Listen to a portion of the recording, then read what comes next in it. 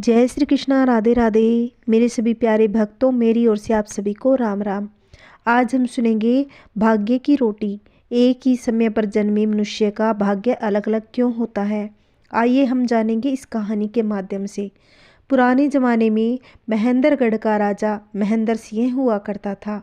वह बहुत ही अकड़ू, घमंडी, बददिमाग था। अपने आगे किसी को कुछ नहीं समझता था। अपनी खिलाफत करने वाले को कड़ी से कड़ा दंड भी देता था, और हाँ, कुछ कुछ सनकी भी था। एक दिन उसके मन में आया कि जरा अपने परिवार के लोगों से भी तो यह जाना जाए कि सब लोग उसके बारे में क्या विचार रखते हैं।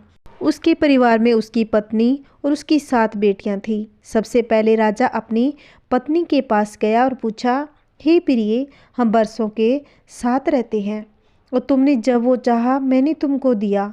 जरा बताओ तो तुम्हें यह सारा सुख और सौभाग्य किसके भाग्य से मिला है। उसकी पत्नी अपने पति से कहने लगी, आपके भाग्य से। आप न होते तो क्या मैं यह सब भोग पाती। मेरे तो भाग्य ही आप हो और भगवान भी। राजा महेंद्र सिंह ने रानी को अपने सीने से लगा लिया और बोला, तुम सही कहती हो, तुम दुनिया की सबसे अक्लमंद औरत हो। इसके बाद राजा ने अपनी बेटियों को बारी बारी से बुलवाया और यही सवाल किया। राजा की बड़ी 6 बेटियों ने तो बिल्कुल वैसा ही जवाब दिया जैसा महेंद्र सिंह चाहता था। लेकिन सबसे छोटी बेटी, उसने कहा, पिताजी, सबका भाग्य रचने वाला तो भगवान है। उसी ने मेरे भाग्य में यह सुख लिखा है और उसी के लिखे में मैंने आपकी पुत्री के रूप में जन्म लिया है। मुझे मेरे भाग्य से यह सारा सुख उपलब्ध हुआ है। छोटी रानी के इस जवाब से सनकी राजा एकदम सनक रह गया। फिर भी अपने गुस्से पर काबू रखते हुए बड़े प्यार से बोला, मेरी छोटी सी प्यारी सी गुड़िया, लगता है तो मेरी बात ठीक से नहीं समझी। मैं तो यह पूछना चाहता हूँ कि मेरे घर में, मेरे राजमहल में जो तू रोटी खाती है, किसके भाग्य से खाती है। यह सब सुनकर राजा की छोटी बेटी ने फिर से वही कहा, पिताजी, मैं अपने भाग्य से खाती हूँ। अब तो राजा का धैर्य जवाब दे गया। वह भड़क उठा और गुस्सा होकर बोला, क्या कहा। यह सारा सुख जो मैं तुझे देता हूँ, तुझे तेरे अपने भाग्य से उपलब्ध होता है।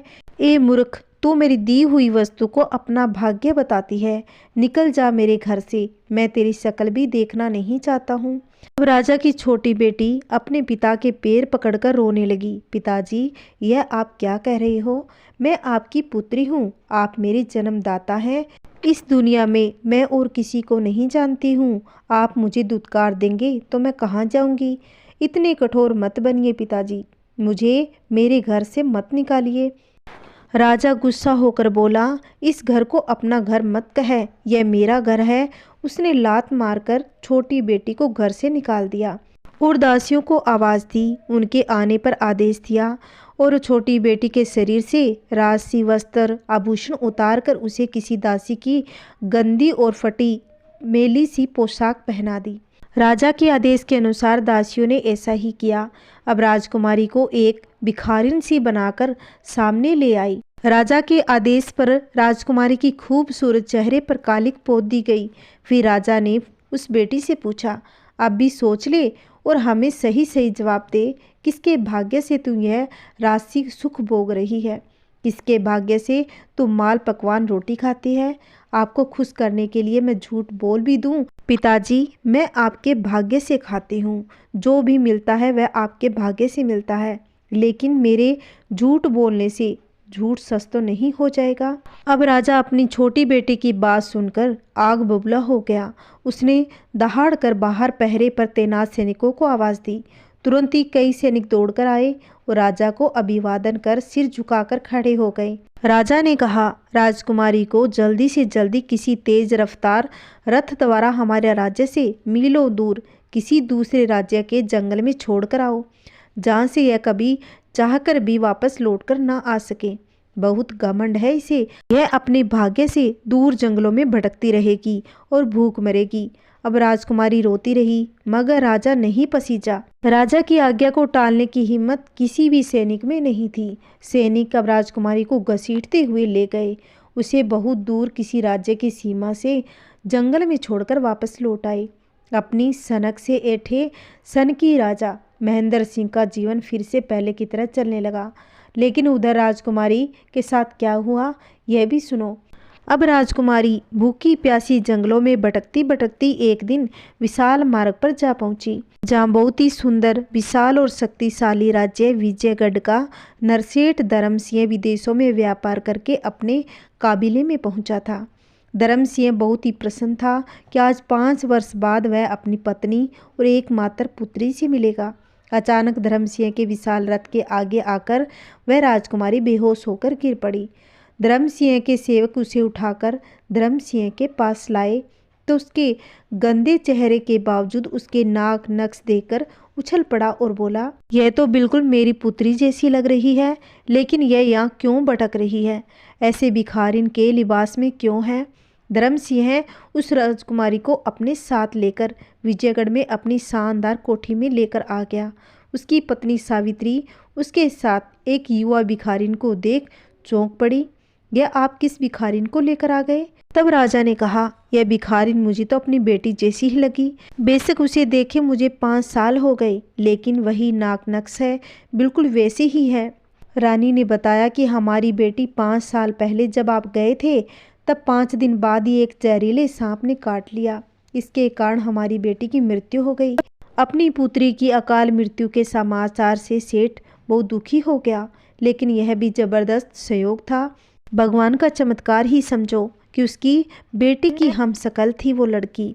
सेठ धर्म सिंह की दासियां राजकुमारी को होश में लाई और सेठ व सेठानी के कहने पर उसे नहला धुलाकर अच्छे वस्त्र आभूषण पहना दिए और उस धर्म सिंह की पत्नी के सामने लाई।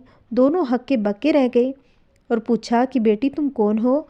तुम तो बिल्कुल हमारी बेटी जैसी लग रही हो। जब राजकुमारी ने अपनी सारी आपबीती बताई तो सेठानी सावित्री ने कहा कि सुनो जी, इसका नाम भी फूल कुमारी ही रखेंगे। बिल्कुल हमारी स्वर्गवासी पुत्री जैसी लग रही है, क्यों न इसे हम अपनी बेटी बना लेते हैं। तो धर्म सिंह ने कहा, मैं भी यही सोच रहा था।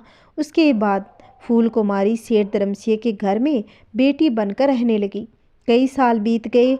अब वह फूल कुमारी बड़ी होकर बहुत ही सुंदर युवती बन गई। उन्हीं दिनों विजयगढ़ के वृद्ध और बीमार राजा विजय सिंह का निधन हो गया। राज्य का सिंहासन युवा और कुंवारे युवराज विराट विक्रम ने संभाला। विराट विक्रम बहुत ही महत्वाकांक्षी था।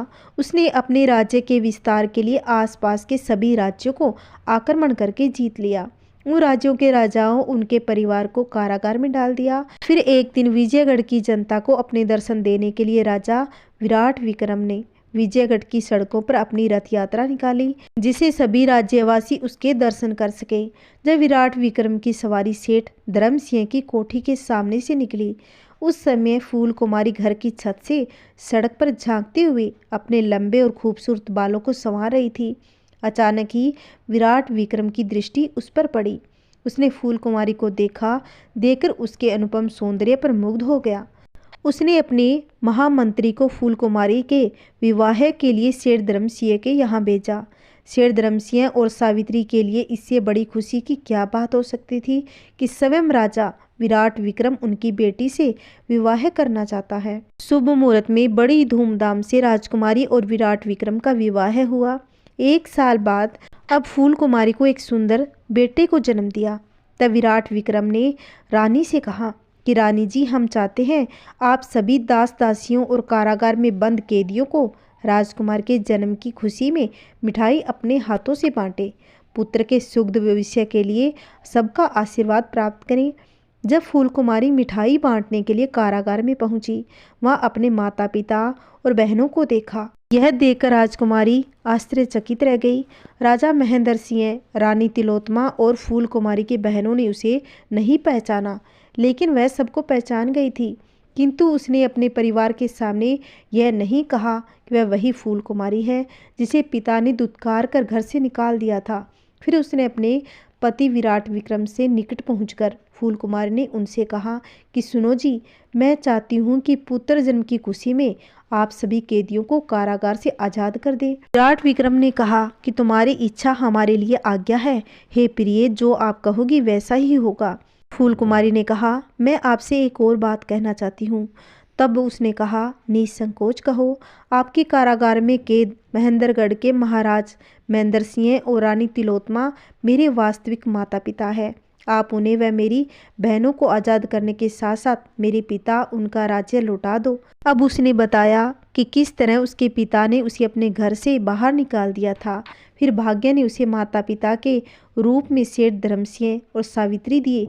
सेठ और सेठानी ने उसे अपनी सगी बेटी की तरह पाल पोस कर बड़ा किया। सब कुछ जानकर राजा ने कहा कि तुम्हारा दिल बहुत बड़ा है रानी। राजा महेंद्र सिंह ने तुम्हारे साथ जो किया उस पर हमें उनके लिए दया करना उचित नहीं लगता, लेकिन हम तुम्हारी इच्छा का सम्मान करते हैं और सभी कैदियों के साथ उन्हें भी आज़ाद कर देते हैं। उनका जीता हुआ राज्य भी उन्हें लौटा देते हैं। राजा विराट विक्रम फूल कुमारी से इतना ज़्यादा प्यार करने लगा, वह अपनी पत्नी का अनुरोध ठुकरा नहीं सका और महेंद्र सिंह वह उनके परिवार को आज़ाद करके महेंद्रगढ़ का राज्य भी उन्हें लौटा दिया। अपने परिवार को वापस महेंद्रगढ़ जाने के लिए विदा करते हुए फूल कुमारी ने अपने पिता से कहा और कहने लगी, पिताजी आपने मुझे नहीं पहचाना, मैं आपकी ठुकराई हुई बेटी फूल कुमारी हूँ और देखिए मेरे भाग्य ने आज भी मुझे सारे सुख प्रदान किए हैं। आप बेशक मेरी वजह से ही फिर से अपना पुराना सुख भोग रहे हैं, पर जरा बताइए इसके पीछे किसका भाग्य है? मेरा भाग्य है? नहीं नहीं, तेरा भाग्य। महेंद्र सिंह हड़बड़ाकर बोला। फूल कुमारी हंसी, पिताजी ईश्वर हर व्यक्ति का भाग्य अलग अलग लिखता है, सबके भाग्य का बंटवारा वही करता है। आपने मेरे पति की कैद में अब तक जो भी कुछ भोगा वह आपका भाग्य था। आपने जब मुझे अपने राजमहल से दुत्कार कर निकाल दिया वो भी मेरे भाग्य में लिखा था। इस संसार में कोई किसी के भाग्य की रोटी नहीं खाता, सब अपने अपने भाग्य की रोटी खाते हैं। रानी तिलोत्तमा और फूल कुमारी सभी बहनें बरसों बाद फूल कुमारी को अपने सामने पाकर उसे लिपटकर खुशी के आंसू बहाने लगी। महेंद्र सिंह भी सिर झुकाए आंसू बहाने लगा, किंतु अपनी सबसे छोटी बेटी के प्रति किए गए अपराध के लिए शर्मिंदा था। भाग्य इंसान खुद लिखता है, अपने मुकाम को हासिल करता है। कई लोग बोलते हैं कि ईश्वर द्वारा भाग्य लिखा जाता है, कुछ लोग कहते हैं ग्रह नक्षत्र द्वारा भाग्य तय होता है। मनुष्य जो भी पूर्व जन्म में कर्म करता है उसका फल भाग्य के रूप में उसे देर सवेरे प्राप्त हो ही जाता है। किसी भी व्यक्ति के भाग्य को उसके द्वारा पहले किए गए कर्मों का प्रतिफल कहा गया है। कर्म फल कितने समय बाद भाग्य बनता है। अगर मनुष्य अच्छे कर्म करेगा तो भगवान उसे अच्छे कर्म का ही फल देगा। अगर मनुष्य जीवन में बुरे कर्म करता रहेगा तो उसे वही फल मिलेगा, उसे बुरा कर्म ही भोगना पड़ेगा। जय श्री कृष्णा, राधे राधे। अगर मेरी कहानी आपको अच्छी लगी हो तो प्लीज़ मेरे वीडियो को ज़्यादा से ज़्यादा शेयर करें, लाइक करें और कमेंट में जय श्री कृष्णा लिखना ना भूलें। अगर आपने अभी तक मेरे चैनल को सब्सक्राइब नहीं कर रखा है तो प्लीज़ मेरे चैनल को सब्सक्राइब करें, जिससे आने वाली वीडियो की नोटिफिकेशन आपको मिल जाएगी। जय श्री कृष्णा, राधे राधे।